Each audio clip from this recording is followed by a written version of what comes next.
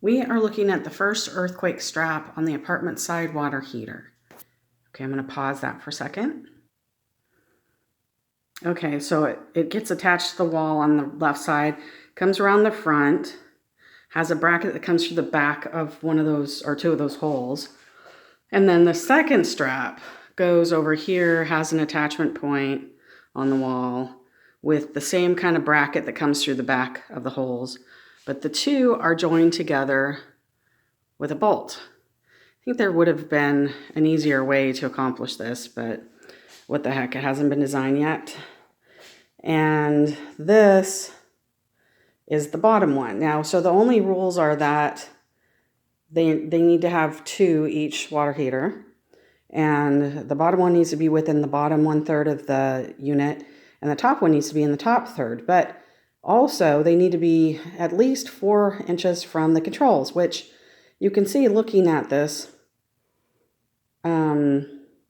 There's 2 sets of controls on this water heater, and it's not designed to be able to be strapped to the wall in such a way that meets that stupid code. So anyway, we did what we could, and I'm sure it will be accepted. This stand here eventually will be skirted with beadboard, and we have it set apart from this chimney base because that's the clean out we need access to.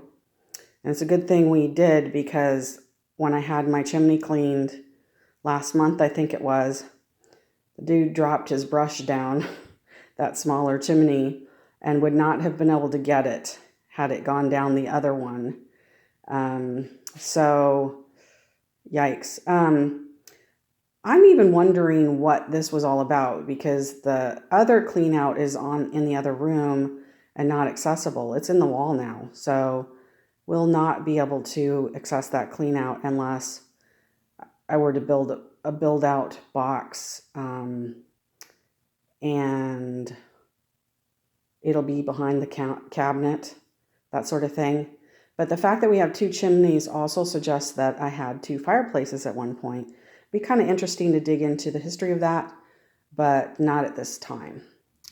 So the other thing I wanted to point out, I think I talked about this earlier, but there's that section of brick that kind of juts out. It's kind of interesting how this house was designed, where the chimney was integrated in the design of the supports.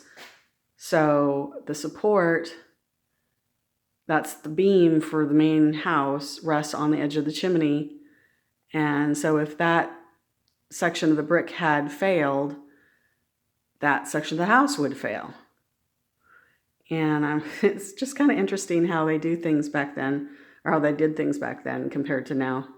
And but it wouldn't pass code today, but that's okay. It's sturdy, and that's all I care about right now. So I will probably do a walkthrough video when I get closer to inspection for the temporary occupancy request. But right now this room's pretty much done.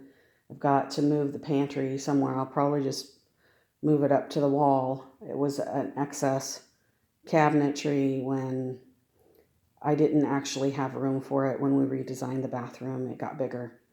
So it might go upstairs, or it might stay downstairs. It'll probably stay downstairs. But right now, just to get through inspection, I can just push it up to the wall and say it's part of this bedroom. Okay, catch you later.